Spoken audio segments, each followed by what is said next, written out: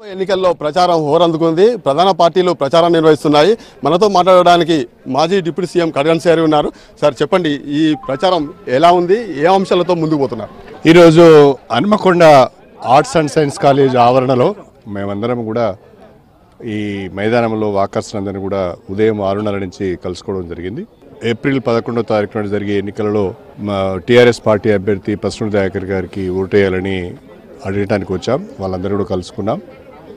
ప్రజల నుంచి మంచి స్పందన కనిపిస్తున్నది.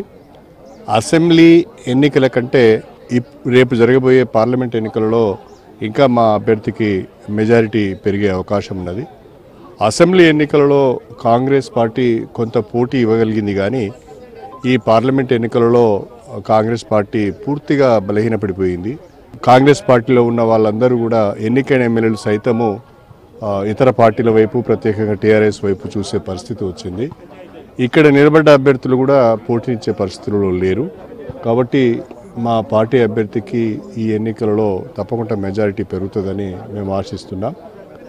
ప్రత్యేకంగా గౌరవ ముఖ్యమంత్రి శ్రీ కల్వకుంట్ల చంద్రశేఖరరావు గారు ఈ పార్లమెంట్ ఎన్నికలలో తెలంగాణలోని 17 పార్లమెంటు స్థానాలను కనుక మిత్రపక్షమైన ఎంఐఎంతో కలిసి గెలుచుకున్నట్లయితే రేపు ఢిల్లీలో మనము ఏర్పడబోయే ప్రభుత్వాన్ని ప్రభావితం చేసే అవకాశం ఉంటుంది. మనము క్రియాశీలకంగా ఉండే అవకాశం ఉంటుంది. 5 సంవత్సరాలుగా నరేంద్ర మోడీ గారి ప్రభుత్వం తెలంగాణ పట్ల చిన్నచూపు చూసింది, తెలంగాణను నిర్లక్ష్యం చేసింది. తెలంగాణకు విభజన చట్టంలో పొందుపరిచిన హామీలు నెరవేర్చడంలో కూడా వైఫల్యం చెందింది. కాళేశ్వరం ప్రాజెక్టును జాతీయ హోదాగా ప్రకటించే విషయంలో నరేంద్ర మోడీ గారి ప్రభుత్వం తెలంగాణకు అన్యాయం చేసింది అనేది ఒక బలమైన అభిప్రాయం ప్రజల్లో ఉన్నది.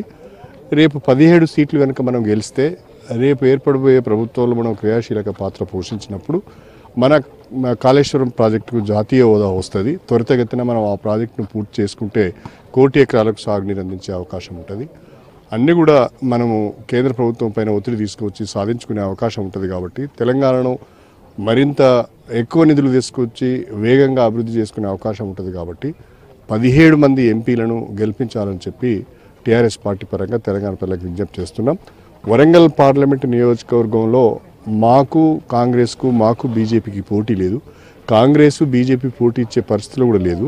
ఇవాళ పోటీ ఎలా మా వరంగల్ పార్లమెంట్ పరిధిలోని 7 అసెంబ్లీ స్థానాలలో ఏ ఎమ్మెల్యే గారు మా అభ్యర్థికి ఎక్కువ మెజారిటీ ఇవ్వబోతున్నారు అనేది మా మధ్యనే ఒక విచిత్రమైన పోటీ ఏర్పడ్డది.